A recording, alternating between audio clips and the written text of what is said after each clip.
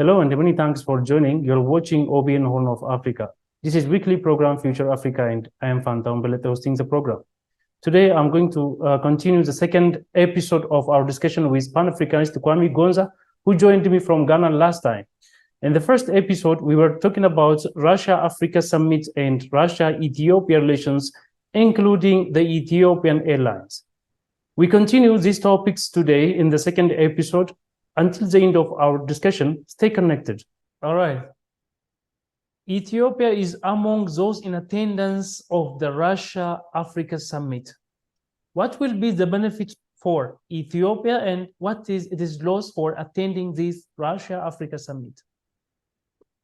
Yeah, of course, I think that if you want to understand what Ethiopia is likely to gain, I think it's important to listen to the Prime Minister, Abiy, and what he was saying. And of course, Ethiopia has a very good relationship with Russia already, even when the Prime Minister, the foreign minister of Russia, Sergei Lavrov, when he chose one of the countries he's been visiting on the African continent, he visited Ethiopia also. So it shows you that there's that relationship between Ethiopia that is being cemented between Russia and Ethiopia.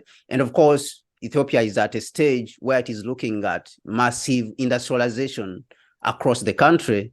You know, that industrialization which is required, then it requires new investments. It requires the call for investing in the country in the different sectors. Ethiopia has been opening up lately its economy to attract more, to see that it attracts more foreign investors.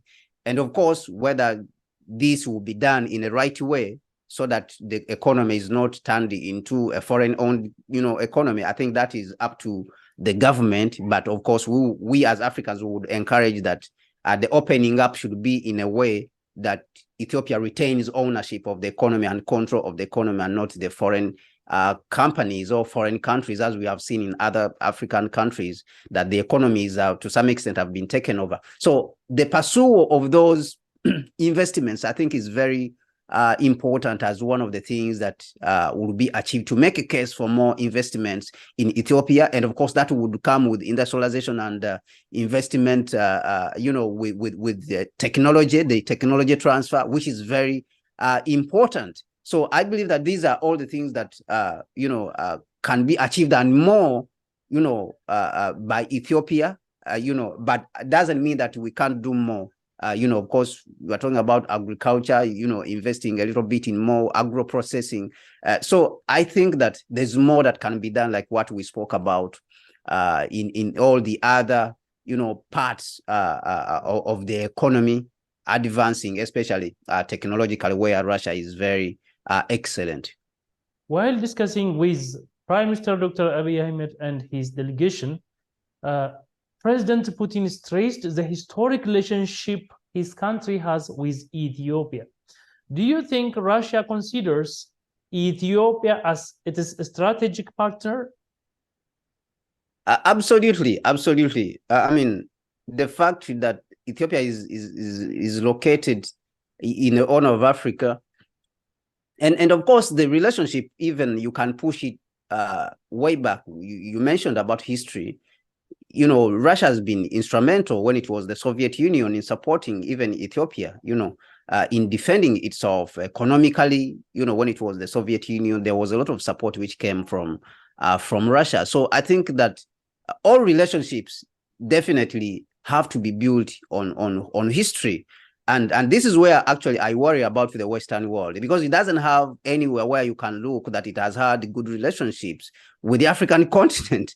So they continue to push this position of arrogancy and aggression and superiority and white superiority complex. At the same time, when you check history, they don't have any good history in their relationship with Africa. But on the other side, when you look at Russia, I think it has a lot of leverage that historically it has been on the good side, or on the right side of history with Africa. So it just needs to do a little bit of, polishing of, the future and working more closely with Africa in the future. I think that the relationship with Africa and Russia will be a little bit more, more smooth compared to the West, because the West has to do much more to prove itself. And it has not yet done that much, which is required, but it has continued in the position of superiority complex and bullying and aggression and intimidation, blackmail and lying, lies, spreading lies all over. So I think that is something to worry about. But of course, the relationship we are talking about is with Russia. I think that there's more to be gained, and I think that Ethiopia itself has to be a little bit more specific about what it wants out of this relationship. We are at the point where what has been holding us back as Africa, it has been the technology transfer. We need the technology. We need to manufacture the vehicles. If we are talking with the Chinese, can we talk about manufacturing vehicles? Can we talk about manufacturing also semiconductors? We have to jump in the race, because the knowledge has sort of been democratized and technology across the globe. You have access to all the knowledge, how semiconductors are manufactured and all these things, vehicles. So we are in the race of competing for these industries as Africans. So that means that Ethiopia has to be specific in what it wants to achieve, in the next 5-10 years, and specifically in its demands, or in what it is bringing as a requirement in the relationship with Russia or with China. So these have to be specific, and they have to be on the global stage, on the level of competing on the global stage, not just taking care of social problems in the country, but even to look at industries across the globe and say, we are going to choose out of these particular industries, and we want to build ourselves as a competitor, and we are going to be the leading supplier in this particular product, whether it is an electronic product. You look at a small country like Taiwan, which is much smaller than Ethiopia, is the leading supplier of semiconductors across the globe. I mean, we can do this also. Ethiopia can do this. Africa can do this. So this is what I'm talking about, that we need to come to these relationships with particular and specific, needs and requirements, that this is what we want to achieve out of the relationship, whether continentally, because that is one of the things I've desired to see when we go to Russia as Africans. We should have specific projects when we go to Russia and say, we want to build a railway line across the African continent, maybe around 20,000, because a railway line across the African continent, maybe around 30,000 kilometers or 20,000 kilometers of rail. And it is going to pass through these countries and these countries. And we as a continent will bring it to Russia. Or if it is the Inga Dam, which has been spoken about even by President Cyril Ramaphosa in the Democratic Republic of Congo, and it has been spoken about also by President Sassou Nguesso of Congo, Brazzaville. I mean, we need to come with specific projects. So these are some of the things I would have desired to see at the US-Africa Summit. At the Russia-Africa Summit. So what I'm saying is that Ethiopia has to be specific, in the approach to play for itself, but also to play for the continent, and also to approach this as someone who's not only competing with yourself locally and the continent, but you are competing on the global stage. So you select those industries, and then you say, we are going to not only agriculture. Of course, we are based in agriculture right now. We are sort of agrarian economies, but I think we need to start competing, because the ground has somewhat been leveled for us to compete, because the knowledge is out there. There's no excuse why we should not, compete with the rest of the world. So I think that these are all things which can be improved on when it comes to these relationships. President Putin hailed Africa's growing role in global affairs and offered to expand business and political ties with the continent. How do you interpret this? Yeah, so I think for Russia, of course, there's a recognition that it has somehow neglected the continent. And of course, it has had, as we've mentioned, the historical relationships with the continent, very good relations with the continent. But somewhere with the decline of the Soviet Union and the collapse of the Soviet Union, that relationship went almost to zero. There was almost the engagement, it was non-existent. And so the West became the global player. They had to boss everyone around and bully everyone around. So there was no one to balance that. So with the resurgency of Russia now, I think it recognizes that it has to pull up itself and resurrect this relationship. And of course, that started with the relationship, with the summit, with the Russia-Africa summit in 2019, the first Russia-Africa summit, which happened in 2019. This was an opportunity for Russia to resurrect that relationship with Africa. So there's a recognition that Africa is growing rapidly. You know, in the past, we have seen that some of the fastest growing economies on the global stage have been in Africa. So Russia is also recognizing that, unlike other people, I do not believe that Russia is in Africa to look for resources, because Russia is a huge country with a lot of resources. Whether you're talking about agriculture, whether you're talking about minerals and gold and all these, it has a lot of resources. Actually, Russia is the one which is feeding Europe. So Russia, you cannot talk about it as a country which is in Africa to look for resources that is coming to exploit Africa's resources. But Russia needs Africa in certain ways. Geopolitically, we mentioned that Africa has the biggest voting bloc at the UN. So that means if you have Africa at your back, you know, to support you, then you are in a good position geopolitically, internationally, at the United Nations. You have the market, 1.4 billion people.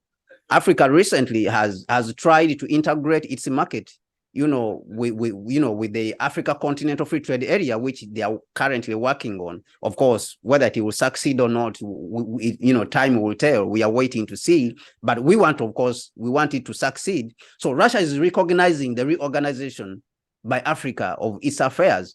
And of course, we have the Pan-African payment and settlement system. And I saw that Professor Orama, who is the architect of the Pan-African payment and settlement system, which bypasses the dollar, you know, this is a system which bypasses the dollar and allows the African countries to trade with themselves, was also present at this summit. So I think there's a recognition that Africa has come of age and has started occupying a position of importance. And so with the West bent on continuing to marginalize Africa, Russia for it and China, both of them recognize that this is not a place that is going to be marginalized anymore, because it cannot be held back anymore, looking at how it is developing, looking at the population, looking at how they are reorganizing their continent and their economies. You know, of course, I said regardless of the challenge, we have challenges, and the challenges will always be there. But it looks like we have started going in the right direction, and Russia is also recognizing that. So Russia would need the market because it is a huge country and it has manufacturing capacity to some extent. So it needs to export, of course, some of its services, as we have seen the Wagner Group being able to support security systems in West Africa, but it is also manufacturing in defense, even which China is buying some of the defense equipment and those industries. So Russia, if it gets on to start manufacturing heavily in its country, which it has not started because it has a smaller population compared to even Africa and China, it will need a market. And what better market do you need than Africa, the African market, which is already close to Russia here? So I think there's recognition of that fact that the world has changed. Africa is also, you know, changing and has changed rapidly, and has recognized that Africa has reorganized its systems, you know, starting with the Africa Continental Free Trade Area, which everyone is currently paying attention to, including the Europeans. Even the Africa Continental Free Trade Area actually was mentioned in the communique, the joint communique, which was issued by both sides, Russia and Africa, that Russia is willing to support Africa in its initiative of the Africa Continental Free Trade Area. So I think these are the important aspects which Russia is noticing and says, no, we have to strengthen our relationship with the African continent. Ethiopia was not included in the 6 African countries President Putin promised to offer free grain. Why do you think is that?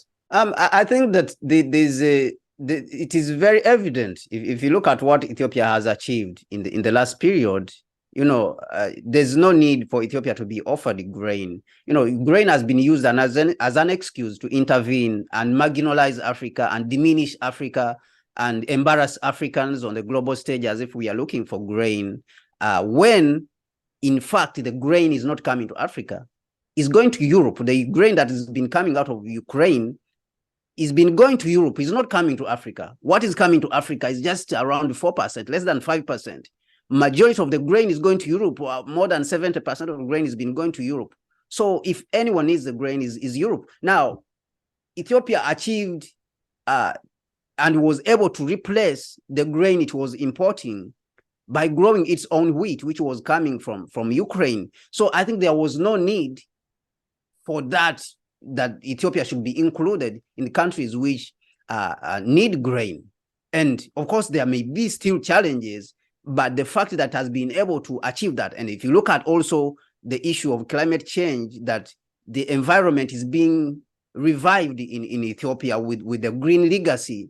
I mean, this shows you that these are people who are capable, and they really, I think Russia saw it that these people, they really don't need help. They don't need any help. They are really able to take care of issues by themselves. So I think this is the reason why Ethiopia was not included in the grain, the free grain initiative. Have you got any finalizing message, and can you summarize this Russia-Africa summit, please? Thank you, my brother, and thank you for all those good people who have been watching OBN all through this program, and I encourage them to continue to support the channel. It is very important, not only for Ethiopia when they do that, it is important for the whole African continent. Now, I would like to say that it's important that Africa has a strategic relationships with the African, with the African continent itself within ourselves, but it is also important to have strategic relationships with the partners outside the African continent. And the summit, to my understanding, was a success, having been attended by around more than 50 African countries were present or were represented at these. But of course, there is some more new things that could have been achieved. And of course, Russia forgave Africa about a debt of about $23 billion. That's a lot of money, because if you look at the West, it never forgives that kind of money, to Africa. Normally it talks about $100 million. We have forgiven debt, $100 million, and they will make a lot of noise about it in their media houses. But here is Russia forgave Africa about $23 billion, and it is not making a lot of news across the globe. So it is important for us to have those strategic relationships which are practical, that are helping the African continent. Now, with that being said, it is also important to understand that we as Africans, when we are going to these summits, number one, we have our points of strength as Africans. And that strength is in our numbers. That is why these partners, majority of them outside the continent, are seeking Africa. They are seeking us because of our numbers, the big market which we have on African continent, and of course, the resources. We have the resources on the African continent. So it is important for us as Africans to always go to these summits and meetings with clear goals, which are stated, continental goals.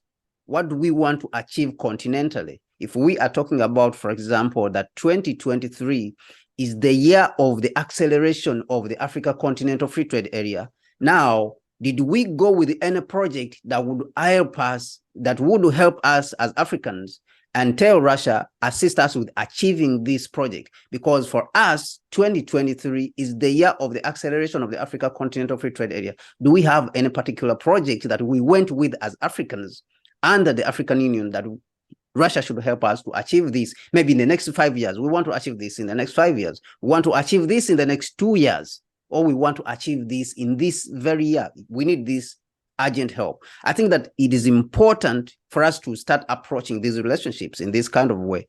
We have to pinpoint specific projects which are going to benefit the whole continent and go with them, and all of us back them, and then present them to these summits, whether they are with China, whether they are with Russia, whether they are with India, whether they are with Turkey, whether they are with the European Union and the UK, whether the United States. So all these, we need to approach them in this kind of manner. Now, on the other hand, the issue of the summits have been mentioned, we need to recognize that the African continent itself has its points of strength. And when those points of strength are integrated and they are capitalized on, we really would not need any help or any aid, as it has been consistently used against us, because aid is what has been, majorly used against Africa. The claim that Africa needs help here and there, that has been used against us. And I will point out a couple of things. Number one, the GDP of the African continent, if you combine it, it is around, some Pan-Africanists and economists have said that it is around $3.5 trillion, the GDP of the African continent. Now, this puts Africa ahead of India and makes Africa the 5th biggest economy on the global stage. $3.5 trillion. It puts Africa ahead of India, just close to Germany. And it will put Africa ahead of the UK, the United Kingdom. And these are all countries which are coming to Africa to claim that they are giving aid. So this shows you that if this economy of Africa, this GDP is capitalized on, Africa does not need aid. It is just because we are not using the resources which we have correctly. Look at a country like India, is developing rapidly in industries, in all the types of industries, cooperation with, in some cases, the United States in aerospace. India has a space program. It is manufacturing cars. It is even buying companies from the UK. For example, Tata, a company like Tata, has bought Range Rover, was able to buy Range Rover, Land Rover, a company which belonged to Britain. The famous Range Rover vehicles, right now, they are owned by India. So the company is owned by India. So we should be able to do these as Africans if we have the same economy, which is better, which is bigger than that of India. So countries like Turkey, which are advanced technologically, their economies are much smaller than that of Africa. Turkey's economy is less than $1 trillion. Africa is $3.5 trillion. But Turkey invites Africa to Turkey Africa Summit. I mean, we as Africans, we should be in some cases ashamed of this. We should be ashamed in the way we are approaching things. Because if we look at our GDP and aggregate it as Africans, we should be able to achieve whatever everyone else has achieved across the world. And like I mentioned, it would make us the 5th most powerful economy across the globe.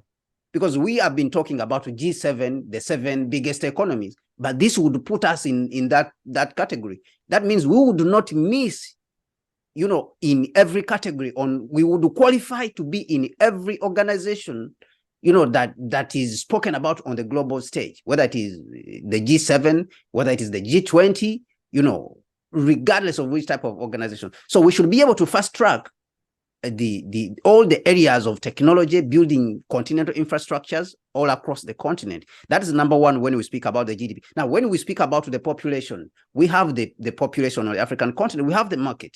So if we are manufacturing, if we are using this GDP which we have spoken about and manufacturing the products, we should be able to sell those products across the African continent. Our people should be able to get jobs, massive jobs should be able to be created. We need to organize these resources. And all the other people outside the continent, in America, Europe, and India, and China, they want the African market, 1.4 billion people. So that is an advantage. Now, the material resources, I will not talk about it very much. That is very plain. We know that Africa has a lot of material resources, but I think that we should stop mentioning so much about the issue of material resources, because we have the most important resources, which is the human resource, the 1.4 billion people with a literacy rate of more than 70% on the African continent. This is an advantage for us as Africa. Now, the material resources, of course, we can talk about them, but I think we should stop, putting it on the forefront as the only thing which we have as Africa. We have a lot of other important things which are very, instrumental and strategic if we use them very well. Number 4, in addition to the issue of raw materials, which I said that we should not emphasize very much, we have the location of the African continent. I want everyone to take a look at the global map. Take a look at the global map. If you look at the global map, Africa is just at the middle of the world. You have the United States on the other side. You have Europe in the northern part of Africa. You have in the east, you have India and China. In the south, you have Australia. Now, if you made Africa a global manufacturing powerhouse, you would make products at the cheapest cost in the world. Because let me give you an example. In the eastern part where Ethiopia is and all the other African countries, Kenya and all, you would make products which are going to go to, China and India. In the northern part, you can decide to make products there which are going to go to Europe. In the western part, you can decide to make products which are going to America and South America. And now in the south, you can manufacture products which are going to Australia and New Zealand. So Africa is strategically located when it comes to logistics. That means your logistics costs for transporting your manufactured goods as Africa should be cheaper than all the other continents. Look at China, is way far in the east, but is manufacturing products and sending them to the United States. So Africa should be in a position to manufacture those products cheaper because it's much closer in the western part to the United States. When we talk about Europe, is the same. When we talk about Australia, it is the same, that Africa is strategically, is much more strategically located even compared to countries like India. So this should put us as Africans in a more strategic, position and more, privileged position. But all these advantages which I've mentioned, the four, the population, the material resources, the strategic location, and the GDP of 3.5 trillion, they are not important right now because we have not organized them. Now, what we need as Africans, like I said in the beginning, the most important and most challenging task which we have as Africans is reorganizing ourselves inside, not the externally. We have to see that we reorganize ourselves inside. Now, when we reorganize that, then we will be in a position to take advantage of these resources that I've already spoken about. These are all advantages, and we will not be bullied by anyone across the world anymore. And we will be able to command respect, and all people of African descent across the globe will be respected, because they are not respected because Africa is in that kind of mess that we are in, that we are not organized to take advantage of all these good things that we possess. So this is the last message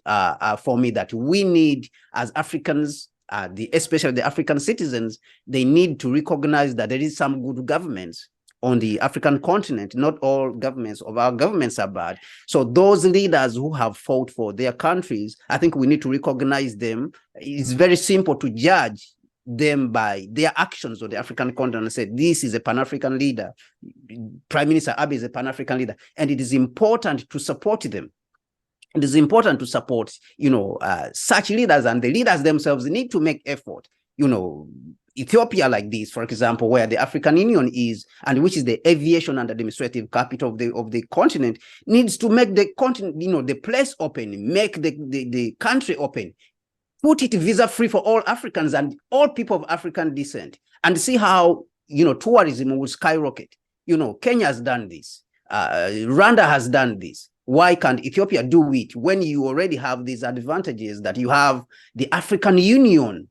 This is the administrative capital. So I think that the citizens on the continent, which we are doing already, some of us are already working on that front, need to work together with those particular progressive, what I call progressive African leaders, who want to see our continent advance rapidly. But the point of concentration of our effort and work needs to be at the point of unifying Africa politically, starting with, because when we unify that, then we have one authority which has power to use all these resources which we have to advance rapidly, to advance our continent, Africa, rapidly, so that we can be on the same level with the rest of the world in the next 25 years. Thank you so much. Pan-Africanist Kwame Gonza, thank you for your precious time and deep analysis. Thank you so much, my brother. Dear our esteemed viewers, this is the end of our discussion with Pan-Africanist Kwame Gonza. Thank you for watching and have a wonderful time.